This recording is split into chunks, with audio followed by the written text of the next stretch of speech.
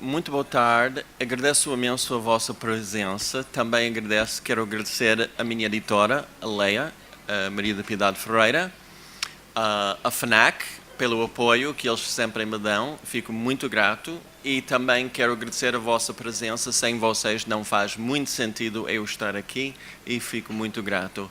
Antes de começar, quero mencionar que temos um grande e importante escritor aqui na audiência, José Eduardo Agualusa, está ali, ele fica envergonhado, mas é o destino de um escritor. Quem não conhece a obra dele, com certeza os livros aqui estão nos estantes e eu convido a toda a gente para começar a ler a sua obra. Estou aqui para falar do meu novo romance, Ilha Teresa.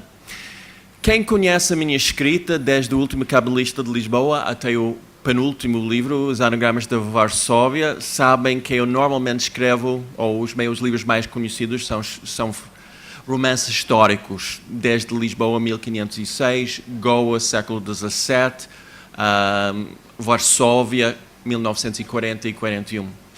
Fiz alguma coisa, escrevi um texto bastante diferente nesta. É um romance atual, que decorre nos arredores de Nova York. É sobre uma jovem portuguesa de 15 anos, Teresa, do título, que muda de Lisboa para os arredores de Nova York, evidentemente com os seus pais e também com o seu irmão mais novo, Pedro. Ela fica completamente desnorteada nos Estados Unidos, não consegue adaptar-se à cultura norte-americana e, sobretudo, à sua nova escola. Como todos nós sabemos, as escolas têm regras ditas e não ditas. E ela não entende as regras de uma escola americana. Quando é que é permitido começar uma amizade com outra pessoa? O que se diz para começar essa amizade? Quando é o apropriado de falar de sua vida privada? Quando não é? Etc. Ainda por cima, ela não domina inglês, e quem não domina inglês nos Estados Unidos está com problemas. Os outros miúdos fazem troça dela. Ela encontra refúgio no seu particular sentido de humor, daí o humor no livro. Ela é uma pessoa, na minha opinião, maravilhosa. Ela tem um sentido de humor bastante adolescente, ou seja, ela exagera de vez em quando, é capaz de ser cruel, mas é a defesa dela. A única pessoa, ela não consegue fazer amigos na sua nova escola, mas finalmente consegue um brasileiro de 16 anos, Angel.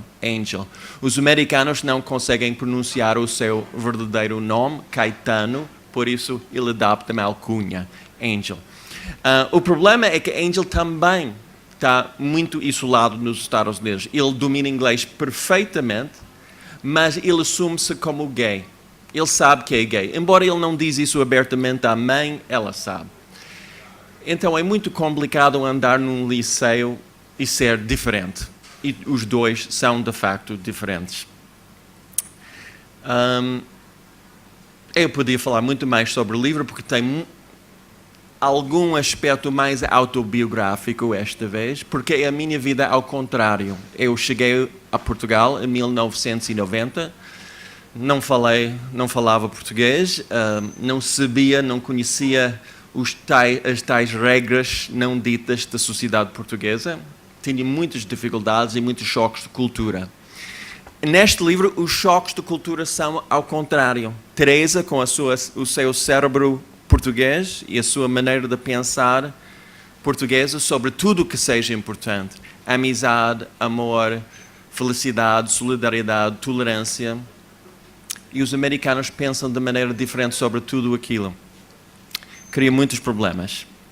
Então não era difícil eu escrever essa parte do texto, porque basta eu pensar na minha própria vida e lembrar-me dos choques de cultura e sofrimento e traumas que eu vivi quando eu cheguei a Portugal em 1990. Eu podia falar muito mais sobre a Teresa e o Angel e os outros personagens, mas preferia.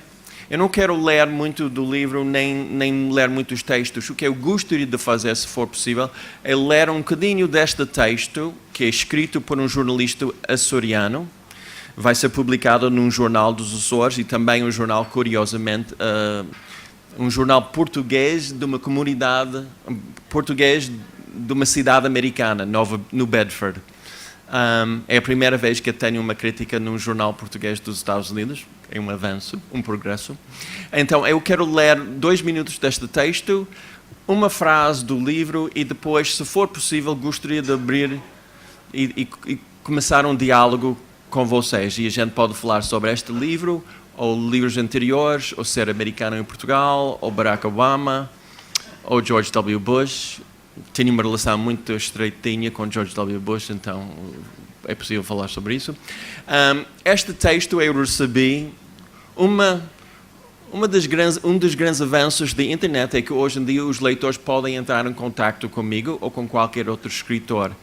E se tivermos algum sucesso, recebemos semanalmente, se não diariamente, e-mails dos sítios mais longínquos. E é uma alegria ouvir a resposta de uma pessoa da Turquia ou do Brasil, ou neste caso dos Açores. Não conheço este senhor, mas eu quero ler um pouco do texto porque fiquei muito feliz com o ponto de vista dele sobre o livro. Ele se chama Vamberto Freitas e o título do seu texto é Ilha Teresa ou Holden Caulfield no feminino e em português. Agora, quem é esta Holden Caulfield? Quem conhece alguma coisa de literatura americana moderna, provavelmente sabe um livro que se chama em português Uma Agulha no Palheiro, Catcher in the Rye, de um escritor quase mitológico americano, J.D. Salinger, que morreu há pouco tempo. Só escreveu, que eu saiba, 3 livros, mais Franny e Zoe, e mais um livro de contos.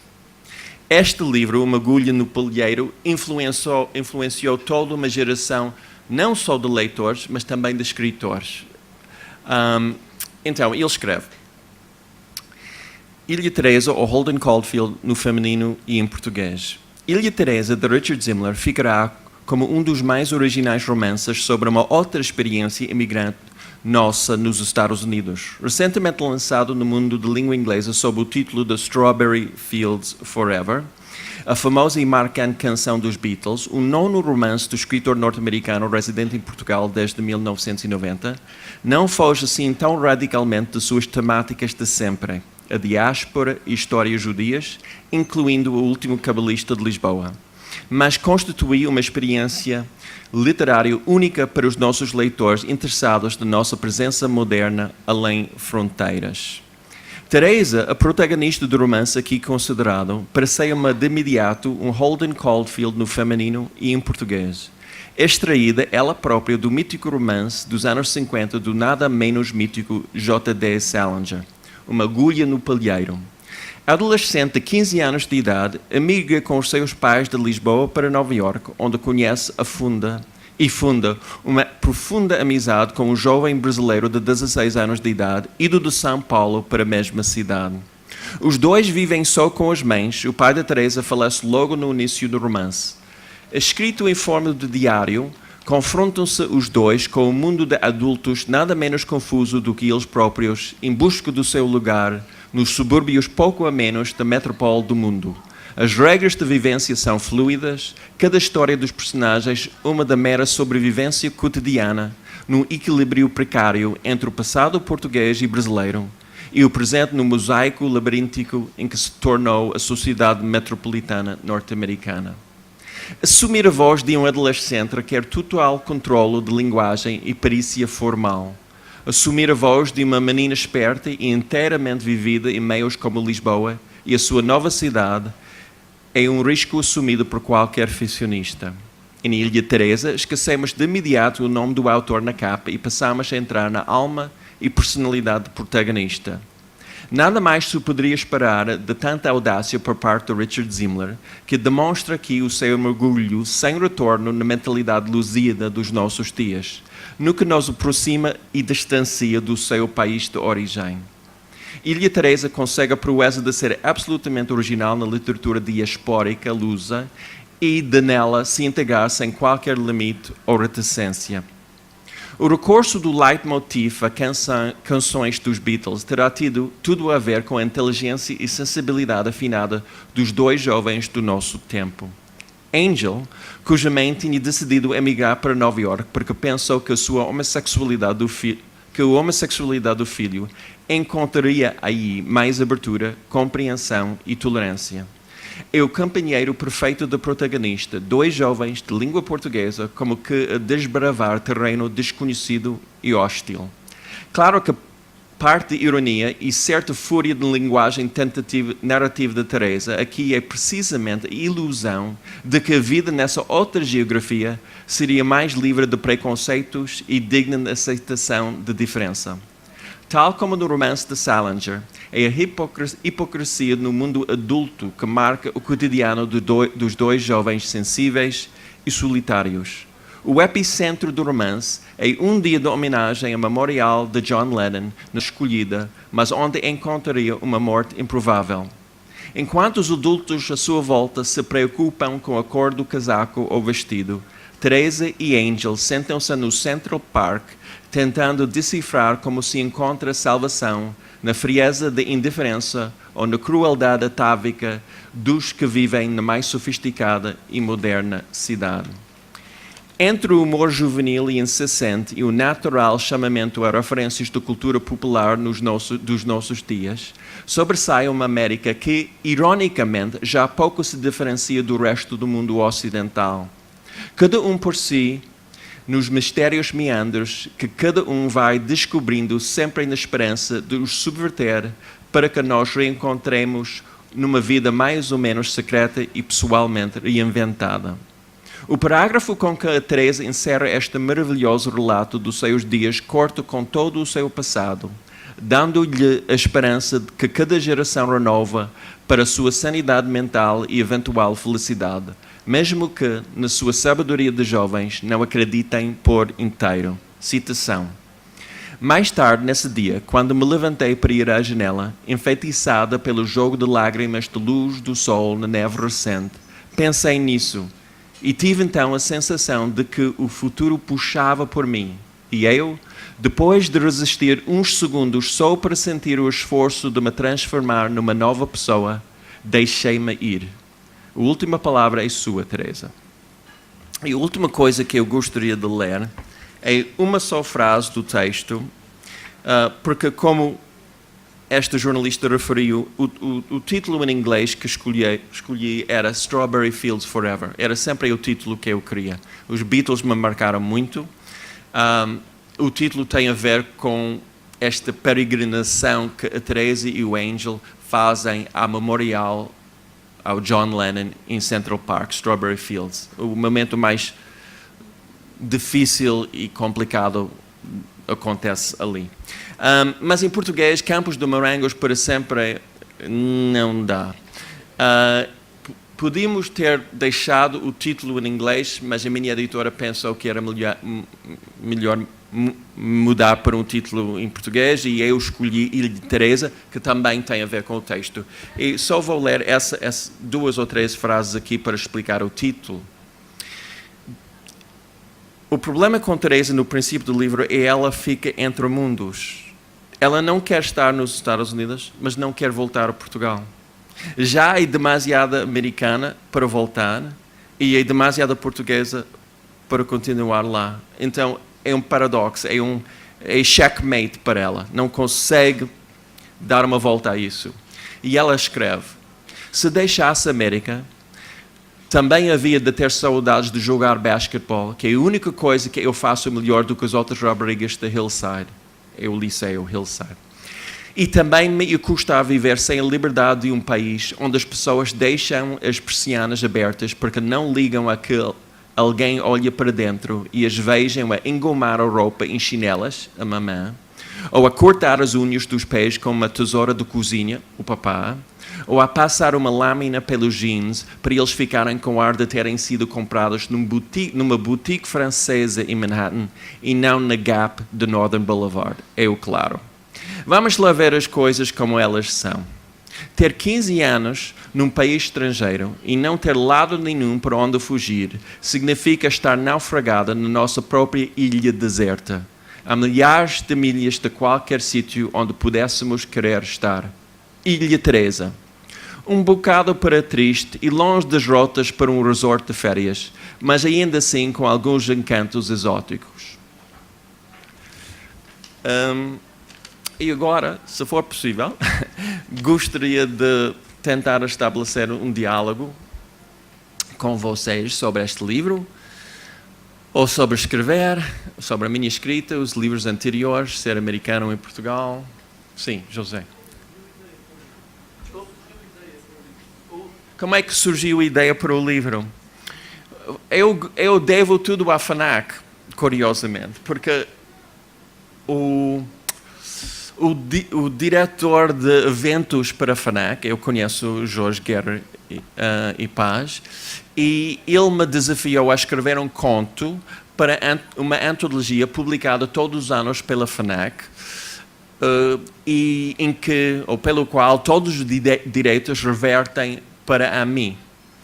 E eu pensei que era uma boa ideia ajudar pessoas, e escrevi um conto. Eu raramente escrevo contos porque não há um mercado. O mercado desapareceu nos Estados Unidos e Inglaterra. Então, por que eu vou gastar um mês escrever um conto, aperfeiçoar o texto e depois não há sítio para publicar? Neste caso, eu escrevi em inglês, mas pensando no mercado português. E não sei como, não comecei, às vezes eu começo sem qualquer rumo, sem qualquer direção, mas eu pensei no bairro em que eu cresci e nasci, que curiosamente, por coincidência, fica ao lado de um bairro português. É quase um milagre. O bairro português chama-se Mineola, em Long Island, onde eu cresci. Tem 2 ou 3 mil portugueses. Hoje em dia é cada vez mais brasileiro. Os brasileiros vão substituindo os portugueses, que mudam para sítios da classe média mais... classe média alta. E comecei a escrever sobre a Teresa. Eu não sei onde é que ela apareceu, como, mas ela estava a atravessar a avenida principal do meu bairro. Eu podia ver tudo muito claramente. E comecei a escrever. E ela apareceu. Adorei o conto. Achei Teresa uma pessoa fantástica. Gostei muito do seu grande amigo brasileiro, Angel. Achei, bom, eu podia continuar isto e escrever um romance. Então, nunca fiz isto antes. Aproveitei o conto para criar o primeiro capítulo para este romance. Tive que mudar algumas coisinhas, mas o capítulo, o conto que está na antologia da FNAC é mais ou menos o primeiro capítulo deste romance. Foi uma feliz... Não é coincidência, mas ficou... Era fácil. Obrigado. Outras questões? Sim.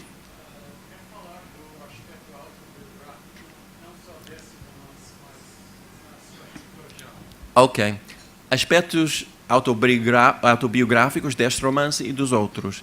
Neste romance, como eu estava a dizer, eu cheguei a Portugal em 1990, fugindo de São Francisco por razões particulares e familiares. Um irmão meu tinha morrido de SIDA em 1989 e a zona de São Francisco estava muito, para vocês que têm a minha idade, e provavelmente ninguém aqui tem, mas vocês lembram-se de São Francisco nos anos 80 e Nova York também. Era como se uma nuvem negra pairasse sobre a cidade, porque de um momento para o outro, toda a gente que eu conhecia começava a ficar doente. E um ano mais tarde, eles começavam a morrer. Eu conheci muito Harvey Milk muito bem nessa altura. Harvey era dono de uma loja de fotografia. E eu garanto que metade das pessoas que eu conheci nessa altura em São Francisco já não estão, infelizmente, já não está. E depois da morte do meu irmão, que era um trauma enorme para mim, porque ele tinha 33 anos, e quando uma pessoa é jovem, em princípio, no século XX, não devia morrer.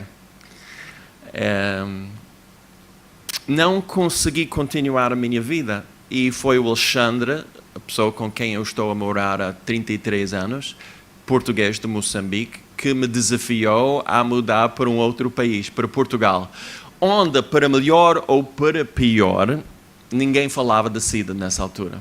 Ninguém. E os índices de SIDA, evidentemente, subiram em flecha logo a seguir. Então, mudei para Portugal, pouco preparado para estar cá. Eu já tinha estado em Portugal para passar férias, mas não dominava a língua, que significava que eu não podia ter conversas normais com outras pessoas. Não tinha, como eu estava a dizer outro dia, não tinha graça nenhuma em português, que é um problema para qualquer imigrante, porque o humor é, de uma certa forma, uma maneira de penetrar numa sociedade e também de mostrar o que é melhor dentro de si. Tive que dar aulas logo. O diretor da Escola Superior de Jornalismo do Porto disse-me que eu podia dar as aulas em português, mas claro que os alunos em 1990, agora é tudo diferente, esta nova geração fala inglês muito bem em geral, mas nessa altura as pessoas não falavam inglês. Então eu tive que mudar logo para uma linguagem híbrida, português-inglês. E, como eu disse várias vezes já, eu fiz mais erros gramáticos no meu primeiro ano em Portugal do que qualquer estrangeiro na história de Portugal, garanto. Mas, curiosamente, o que eu aprendi é que para ensinar razoavelmente bem, uma pessoa só tem que dominar 300 ou 400 palavras. As mesmas palavras vão se repetindo. A cobertura mediática, jornalista, jornal, notícia, etc. Então, assim que eu cheguei, eu tentei aprender 10 verbos, poder, querer, etc. E 300 palavras. E daí eu comecei a dar as aulas. Mas foi um período muito traumático para mim, sobretudo porque eu era um rapaz, eu não era um rapaz, eu cheguei a Portugal com 34 anos e eu pensei que era muito sofisticado, porque eu lia livros e tinha visto todos os Foe e etc. E, bom, mas não era uma pessoa sofisticada. Por quê? Porque eu pensei que toda a gente do mundo pensava de uma forma igual sobre todas as pequenas questões e sobre as grandes questões da vida, sobre amor, morte, felicidade, amizade, solidariedade, literatura, sobre tudo. E eu descobri, não, o português pensa de uma forma completamente diferente sobre estas coisas. Sobre tempo é um exemplo óbvio. Quando eu cheguei, eu marcava consultas e marcava com picheleiros e carpinteiros para eles virem à casa consertar as coisas, e eu disse, olha, então quando é que o senhor pode vir cá? 10 horas da manhã, segunda-feira. Às 10 lá estava eu, 10h30, 11h30, telefone toca. Senhor Richard, eu não posso estar aí. Por quê? A minha mulher está doente, o cão vomitou, tenho um pneu que furou na estrada. Ok, tudo bem. Quando é que o senhor pode vir cá? Vamos lá ver. Quarta-feira, 11 horas. Quarta-feira, lá está. 11h30, meio-dia ele finalmente chega. E não era só picheleiros e carpinteiros, não quero dar a entender que era uma coisa das classes, não era. O diretor da Escola Superior de Jornalismo marcava reuniões com os professores para 2 horas da tarde e chegava às 4.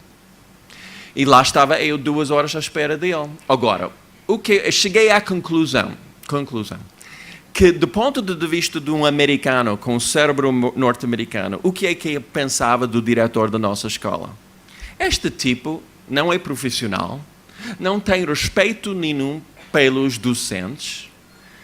Eu não quero ir às reuniões, não quero falar com ele, não quero conversar. O que é que ele pensava? Eu sou tão importante que eu posso fazer esperar todo o corpo docente durante 2 horas, porque eu sou muito importante. Então, eram formas completamente diferentes de pensar sobre a mesma situação. Agora, não estou a criticar ou culpar, eu estou a dizer que é maneira diferente. Aliás, agora, sendo português, eu penso que há maneiras portuguesas, eu não diria melhores, que enquadram melhor na minha maneira de ser. Por exemplo, a vida privada. A vida privada dos políticos em Portugal é a vida privada. Em princípio, ninguém vai falar de cama em relação ao primeiro-ministro ou presidente. É considerado inapropriado completamente. Nos Estados Unidos, tudo vale. É impossível ser candidato para qualquer lugar governamental porque eles vão investigar tudo do seu passado. Porque eles fazem uma ligação que eu acho completamente incorreta. Eles acham que a sua vida privada e a qualidade da sua vida privada vai ser refletida no seu trabalho. Quer dizer, tem que haver uma relação direta. E nós sabemos que não há sempre uma ligação direta. Um excelente político pode ter uma vida privada desastrosa e vice-versa. Um santo pode ser um péssimo político. Bom, e só um exemplo. Então, a parte mais difícil para mim ao chegar a Portugal era fazer amizades profundas. Porque eu tinha a minha mentalidade americana e somos, como os brasileiros, na minha opinião, muito mais informais. Depois de passados 5 minutos, o americano já está a falar de doenças que ele tem, problemas com a mãe, como é que o pai não percebe nada da vida dele, o filho drogado, quer dizer, tudo. E às vezes nós exageramos, quer dizer, ninguém depois de 5 minutos quer saber tudo da nossa vida privada, felizmente. Mas o português, quando eu cheguei, eu sei que é capaz de ser diferente hoje em dia, e também é capaz de ser diferente para pessoas que nasceram aqui, porque eles já têm amizades desde a infância. Eu não tinha. Então, as pessoas não queriam falar da vida íntima, não queriam falar dessas coisas, queriam falar e não tinha problemas em falar de política, filosofia, tempo, arte. E eu gosto de falar de literatura e tudo, mas eu tenho que falar também dos meus pensamentos e meu coração. E quero uma relação em que a outra pessoa sente-se confortável em falar da sua vida íntima. E sem isso, é uma limitação minha, em parte cultural, eu não consigo estabelecer uma relação profunda, não consigo. Então foi um drama para mim. Agora, Teresa é o contrário. Ela chega com toda a sua maneira portuguesa de pensar sobre tempo, sobre a amizade, sobretudo sobre a formalidade portuguesa. E isso não dá numa escola americana. Toda a gente pensa que ela é atrasada mental, porque ela não fala da sua vida, não convida as pessoas para casa. Então é muito difícil para ela. Então é de facto o meu romance mais autobiográfico, embora seja possível ver elementos da minha vida em todos os outros livros. De vez em quando eu tenho que reler partes do Último Cabalista de Lisboa, por exemplo. E é um romance que decorre Lisboa 1506, durante um massacre em que 2.000 cristãos novos foram mortos. Tem muito pouco a ver com a minha vida, felizmente. Mas o livro, a morte está a pairar sobre todo esse livro. A morte está atrás do protagonista durante todo esse livro. E isso, para mim, sabendo alguma coisa sobre a minha maneira de ser, é um reflexo da morte do meu irmão. Essa morte estava atrás de mim todos os dias. E eu acho que é possível ver isso na narrativa do Último Cabalista de Lisboa. Os Anagramas de Varsóvia, o meu penúltimo romance, decorre no gueto judaico de Varsóvia, em 1940 e 41.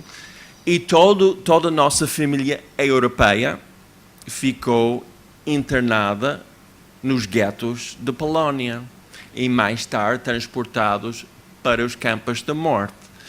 Então, ao escrever sobre o gueto de Varsóvia, a vida cotidiana sobretudo, que me interessava muito, eu estava, de uma certa forma, a escrever a biografia ficcionalizada dos nossos parentes europeus. Eu sei que todos eles, menos uma pessoa que sobreviveu, porque estava a trabalhar em Bruxelas quando a guerra começou e ele ficou em Bruxelas e sobreviveu. Fora dele, todos eles morreram. Então eu sei que, de uma certa forma, é a biografia da nossa família. Embora os nomes e o percurso pessoal sejam completamente diferentes.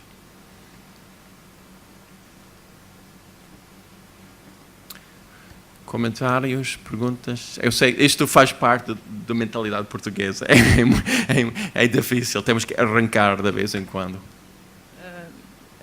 Pegando um bocadinho no que estava a dizer, o que é que acha que pode contribuir para que um povo seja diferente do outro? Um seja tão introspectivo e outro seja... Qual é a chave para tornar um povo que é muito introspectivo mais extrovertido?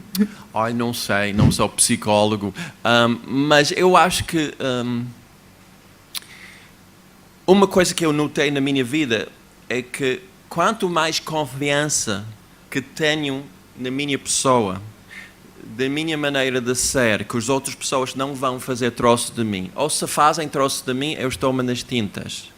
Não é egoísta, é que eu já não preciso de autorização de outras pessoas para ser como sou. Isso era um problema meio evidentemente durante a adolescência e mais tarde. Eu acho que a conquista dessa confiança é a chave. Mas eu acho que a sua geração é muito diferente em relação a isso. Eu notava isso nos meus alunos, que são muito mais abertos, menos tabus, sexualidade é só um exemplo. A vida de uma jovem hoje em dia, sexual, financeira, etc., não tem nada a ver com a vida dos avós. Quer dizer, a sua avó, em Portugal, precisava da autorização do avô, do marido dela, para sair do país com um filho, ou para ter uma conta bancária. Quer dizer, tudo mudou. Felizmente. Mas não tenho uma chave. Eu acho que é essa confiança. Temos que conquistar a confiança.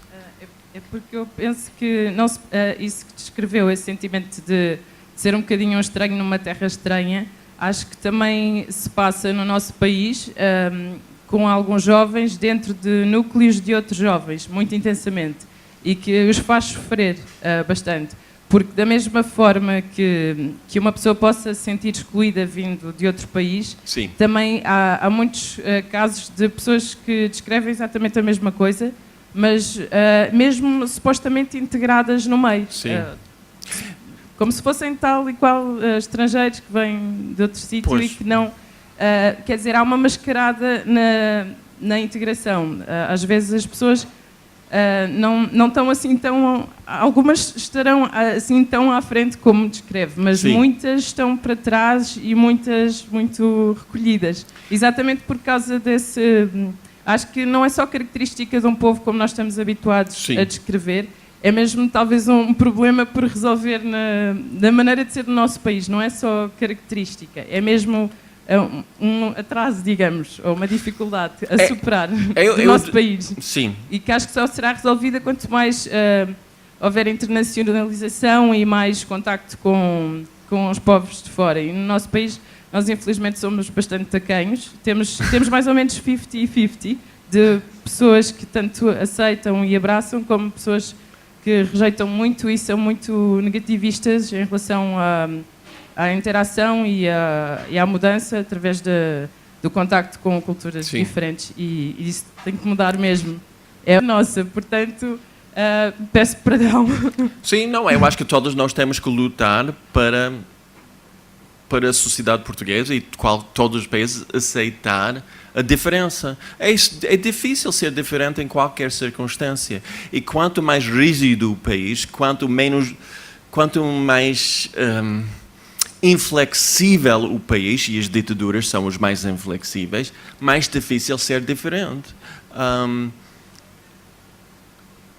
Às vezes, quando os jornalistas já não fazem esta questão com tanta frequência, graças a Deus, mas passou um certo período em que eles sempre queriam abordar a minha sexualidade como se fosse uma coisa tão estranha e diferente, e eu abordava.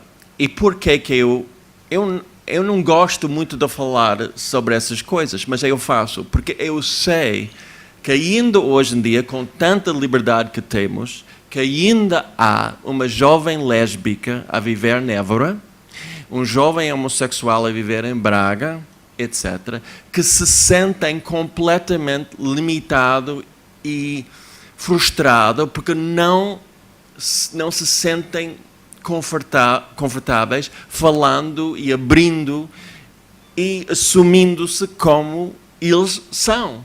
Então, eu falo disso só para servir como exemplo, para dizer, tu podes ser como tu és. Não vai ser fácil, ninguém disse que a vida vai ser fácil, mas tu podes conquistar o seu rumo e conquistar a confiança. Talvez vá perder amigos ao longo do percurso, talvez os pais não vão entender durante alguns anos, mas tu vais conseguir. Eu consegui e não sou um marciano, não sou especial e muitos milhares, se não milhões de pessoas no mundo conseguiram cada vez mais e vocês vão conseguir. Porque eu sei que é muito difícil ser diferente num sítio rural e isolado. Sim. Está a dar a homossexualidade como exemplo, mas eu não me estava a referir a isso. Estava-me a referir a diferença no geral, qualquer tipo de diferença. Eu também estou a dizer isso. Pronto. Estou a utilizar sexualidade como um exemplo. Sim, como exemplo, pronto. E você referiu a... Eu estou a dizer que esse exemplo é uma pequena parte, do que é discriminação no nosso país, porque já nem é tanto pela homossexualidade, mas por todo o resto de género que sejam diferenças. Claro. Isso até será bem aceito quando compreendido, só que há muito mais coisas, infelizmente, que precisam de muros, muito mais muros de todas as coisas para serem derrubados. Por isso temos que lutar. Sim, só que as pessoas têm um pouco a mania de eu só me vou envolver ou lutar por uma situação se for a minha causa. E não era essa a mentalidade que nós devíamos ter. Devíamos procurar ajudar os outros nas suas causas, não ser só uma causa que nos diz respeito. Eu concordo inteiramente. E eu acho que nós temos essa deficiência no nosso país. As pessoas só trabalham, só apoiam se for uma causa do seu interesse. Mas não é só aqui. Ser um pouco... Não é só aqui. Mas especialmente aqui. Especialmente aqui. Mas em muitos sítios é muito difícil conseguir uma mentalidade não tribal. Uma das minhas batalhas é acabar com esta mentalidade tribal, por exemplo, em relação aos judeus. Eles somos o povo eleito, eles não são. Às vezes, para provocar as audiências judaicas em Nova Iorque ou outro sítio, eu digo, eu nunca pensei e não penso que faço parte de um povo eleito. E isso para os judeus cria muitos problemas. Porque é quase uma das bases de ser judeu é acreditar nisso. Mas eu realmente não acredito nisso. Eu acredito que essa frase, povo eleito, é metafórico. Quem percebe alguma coisa da vida pode ser eleito. Quem não percebe, quem tem uma vida superficial, não vai perceber e não é eleito. Isso é a minha interpretação. Então eu acho que a vida não é fácil. Um dos problemas em Portugal é que eu acho que nós tentamos ensinar aos jovens que tudo vai ser fácil se seguir este caminho. Se tirar um curso, sei lá, de Business Administration, na melhor universidade, tudo vai encontrar um lugar ótimo numa empresa. Não é sinónimo de sucesso, muitas vezes. Sim, mas é isso. A vida não é direto e linear. E nunca vai ser. Obrigado. Esperemos por melhorias na saúde da mentalidade portuguesa. Desculpe, não percebi. Só podemos esperar melhorias na saúde da mentalidade portuguesa. Sim, mas eu não quero criticar só Portugal. Mas a mentalidade é americana tem muitos problemas tem muitos também. defeitos, sim, mas é preciso alertar para isso, porque há muita consciência, como disse, de a pessoa que se acha muito importante.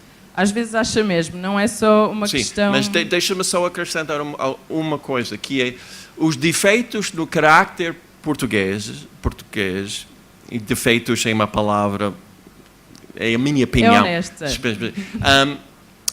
Para melhor ou para pior, tem poucas consequências para o mundo fora de Portugal. Os defeitos no carácter americano e há muitos, têm efeitos para todo o mundo. A arrogância americana em relação aos outros povos, por exemplo, criou a guerra em Vietnã, criou a guerra no Iraque, criou o golpe do Estado no Chile, criou muitos problemas no nosso mundo. Então, eu acho que eu poderia falar muito mais sobre isso, mas eu acho que focar só Portugal é um erro. Os americanos têm defeitos também e são de uma consequência terrível no nosso mundo.